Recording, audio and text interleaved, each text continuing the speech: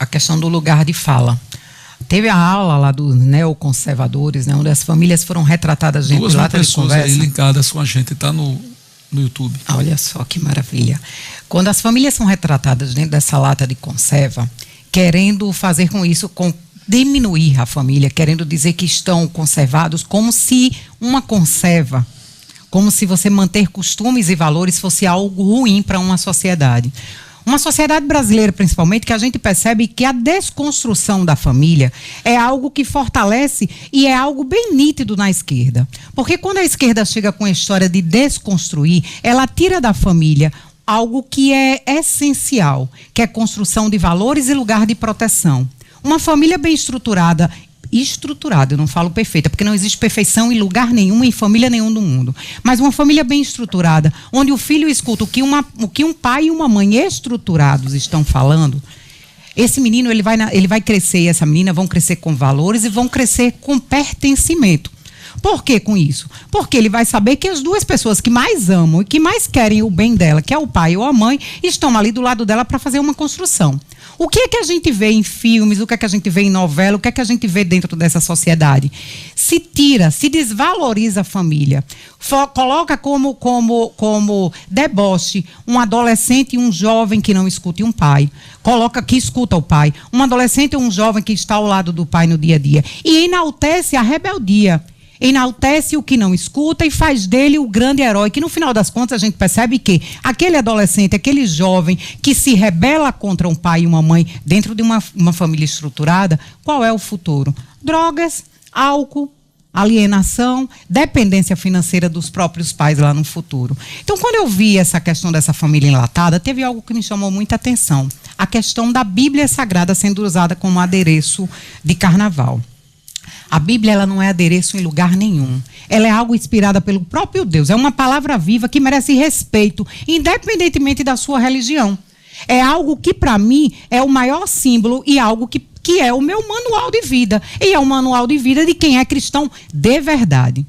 O lado positivo nisso tudo, quando a gente percebe, é que no início do ano, no final do ano passado, quando Lula, Janja e alguns ligados do PT começaram a ter uma entrada dentro do seio evangélico, com alguns pastores que confundem política com politicagem, porque a igreja ela tem que se falar sobre política, sim, mas falar sobre pessoas que defendem os valores que a igreja defende, que é pró-vida, contra o aborto, contra a droga e contra as diversas outras pautas que a esquerda não está do lado do cristianismo nesse ponto. Nesse lado, a igreja tem que se envolver com política, mas não com politicagem, não com políticos em cima de púlpitos, não com políticos pegando a igreja e tratando como um curral.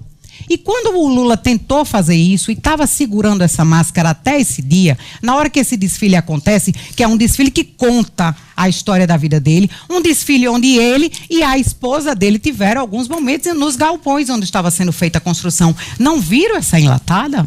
Não viram que isso estava acontecendo? Tem lá no documento onde explica as alas, tem lá falando o que é que aquela ala ela queria. O que é que ela estava batendo nas famílias tradicionais, na questão do agronegócio, e a Bíblia está lá presente. Serve para que o cristão, que é cristão de verdade, o cristão que lê uma Bíblia, que sabe o que lá Jesus ensina, o que está sendo dito por apóstolos, o que está sendo dito em cada carta, não compactua com valores que é benditos da esquerda. E aí eu vou além. Suzy, então a Bíblia ela fala que aquilo é pecado. Sim, a Bíblia fala que valores que não estão dentro do valor tradicional, que não estão dentro daquela família, é pecado. E é um direito de como religião, ainda não é proibido aqui no Brasil de você acreditar no que está lá dito, não.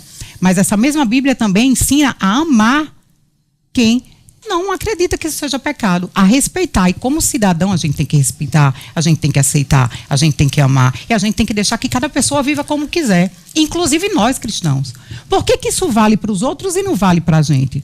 Por que a gente é debochado? Por que a gente é dito como pessoas, até acéfalas, eu já vi isso, pessoas que pensam pouco, que não têm acesso à cultura. O próprio presidente Lula disse um dia desse aí, eu não sei por que a ala evangélica não está comigo, eles estão comigo sim, 90% dos evangélicos são da Bolsa Família. Presidente, o senhor não conhece o povo evangélico. Muitos deles, infelizmente, são parte do Bolsa Família, sim, porque muitos deles estão escravidados nessa política assistencialista, de manter o povo preso, dependendo financeiramente dos políticos e de governo para se sustentar. Porque, infelizmente, algumas pessoas ainda votam em você e não faz o Brasil crescer.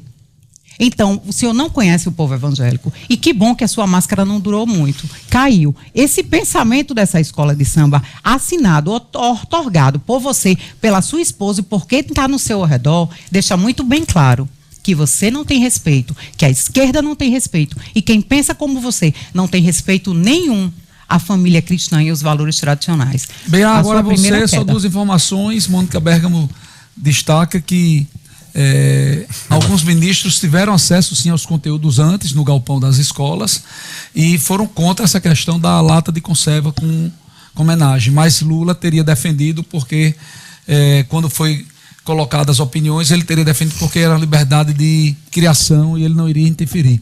E Mônica Bergamo também disse que antes de Lula ter ido para a Índia, decolou puto da vida, com fogo amigo, porque pessoas do governo e do PT não estariam defendendo devido à execração pública e do rebaixamento